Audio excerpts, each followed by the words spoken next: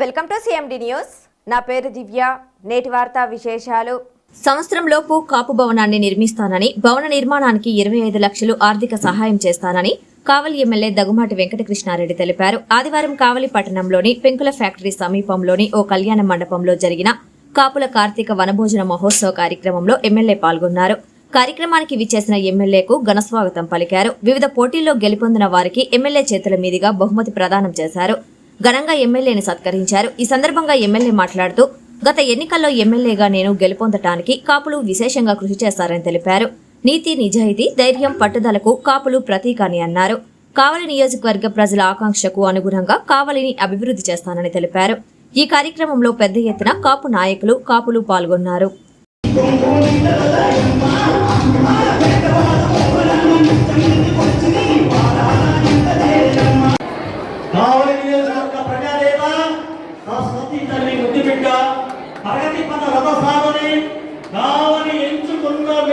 నాయకుడు only one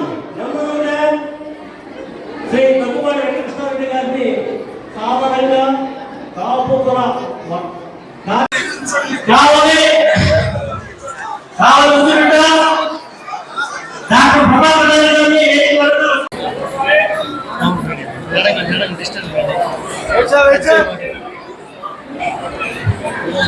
okay magic news అందరూ dedicated wheelers అందరూ డాన్స్ రావాల్సిన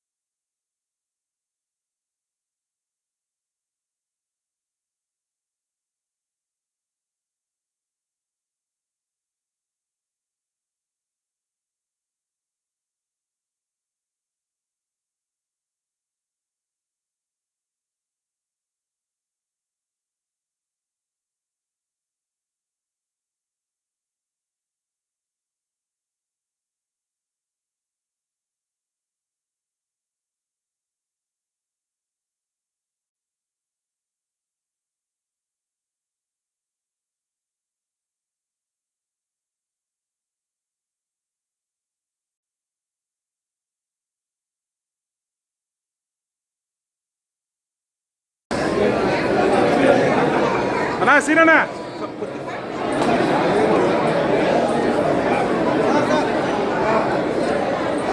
సీనన్నా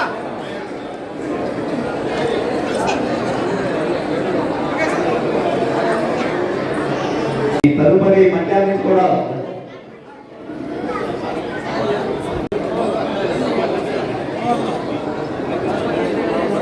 అంటే ఈ కార్యక్రమాన్ని గురించి అందరూ మరొకసారి కృతజ్ఞతలు తెలియజేస్తున్నాం. ఈ కార్యక్రమానికి కావలి పెద్ద మీద మొట్టమొదటిసారిగా కాపు సమాజ వర్గాలు ఒక దాటిపై నిలబడి అభివృద్ధి చెందుతున్నారు. అందుకే ఎలక్షన్ ముందే మీ తమ సాహిత్యంతో ఒక ఆనందం, మీ రకాల సాహిత్యంతో ఒక ఆనందం, మీ చిరునవ్వులతో నాకు ఒక ధైర్యం వచ్చింది. గెలిచి తీరుతానని ముందే చెప్పిన ఎదురుపోయాను. కారణం నన్ను కాపు నాయకానికి కావడంలో 18,000 మంది కాపులు నాయకున్నారని ధైర్యం ఉండబట్టే గెలుపుతానని ఆనందం చెప్పా. అందుకనే కాపులందరూ సోదరు వెంకటేశ్వరుడు, దేవరకొండ శ్రీను, ఇంకా చాలా మంది కాపు సోదరులందరూ కూడా మీటింగ్ పెట్టి నన్ను ఆహ్వానించున్నాడు. నేను ఒకటే చెప్పా, కావాలి మధ్య పడుతున్న కాపు భవనం నిర్మిస్తాను, ఆ నిర్మించే భవనానికి నేను 25 లక్షల రూపాయలు ఇస్తానని చెప్పా.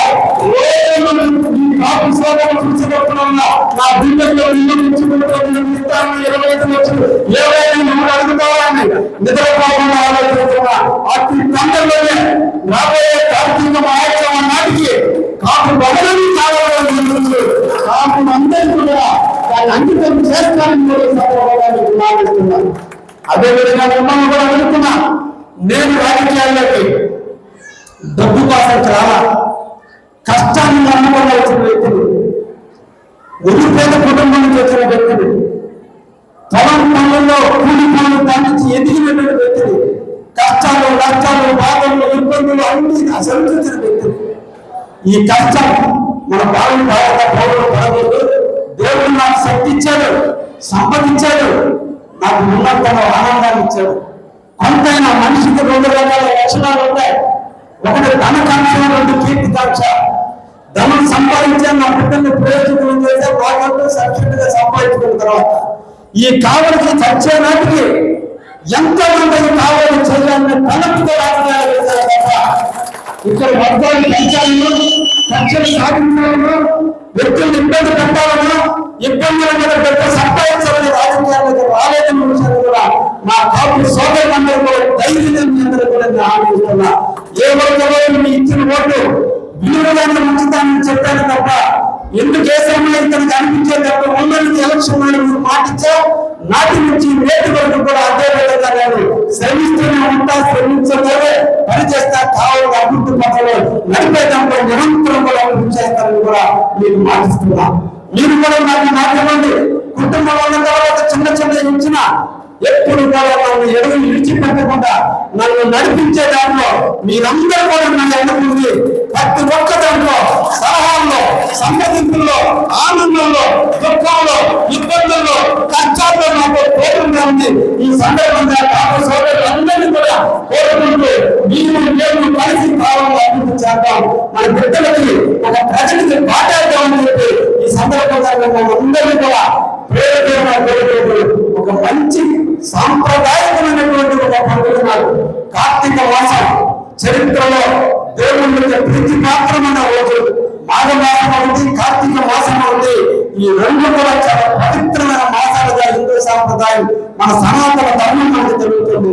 అటువంటి కార్తీక మాసం నాడు దేవుడు ఎప్పుడు కూడా మన వైపు చూస్తుంటాడు. కాబట్టి ఈ కాలంలో వనభోజనాలు చేసినా, అందరూ కలిసి దేవుడి గురించి ముచ్చరించుకున్నా, ఒక మంచి మాట పలికినా, దేవుడి కోసం కొంత చింతన చేసినా, దేవుడిని ఆరాధించినా, దేవుడికి దీపం పెట్టినా, దేవుడికి నైవేద్యం పెట్టినా ఆ దేవుని ఆశించడం మనకి, మన కుటుంబానికి, మన బిడ్డలకు ఉంటాయని ఈ సనాతన ధర్మం నేర్పుంది. కాబట్టి ఈ రోజు మనం అందరూ కూడా కార్తీక మహోత్సవంలో జరుపుకుంటున్నందుకు కాపు సోదరులందరూ కూడా పేరు అభినందిస్తూ నంది సభలో ఒక కాపు కుటుంబీకుడిగా ఇక్కడి నుంచి నంది కూడా ఒక కాపు కుటుంబం భావించి, ఎందుకంటే నా రాజకీయ ఒక పునాది జన్మ, నా తల్లిదండ్రులు నాకు జన్మనిస్తే నాకు రాజకీయ జన్మకు కారణుడు శ్రీ నారా చంద్రబాబు నాయుడు కావలి ప్రజలకు సేవ చేసే భాగ్యాన్ని కల్పించి పునర్జన్మనిచ్చిన కావలి ప్రజలందరికీ కూడా తన శిరస్సు నుంచి నమస్కరిస్తూ దాంట్లో పూర్తి భూమిక పోషించినటువంటి కాపు సోదరులందరికీ కూడా ప్రత్యేకంగా అభినందించి ఇటువంటి మార్పులైన అవకాశాలుగా కల్పించిన సోదరులందరికీ పేరుపేట ధన్యవాదాలు తెలియజేస్తూ ఈ నిర్వహణ నిర్వహించే కార్యక్రమాలను దిగ్విజయమైనందుకు నిర్వాహకులందరికీ కూడా నన్ను ఆహ్వానించినందరికీ కూడా పేరు పేరున ధన్యవాదాలు తెలియజేస్తూ పొందుతున్న సంతోషం. Malinidevi multi speciality hospital, Christian Peta, 5వ లైన్, కావలి.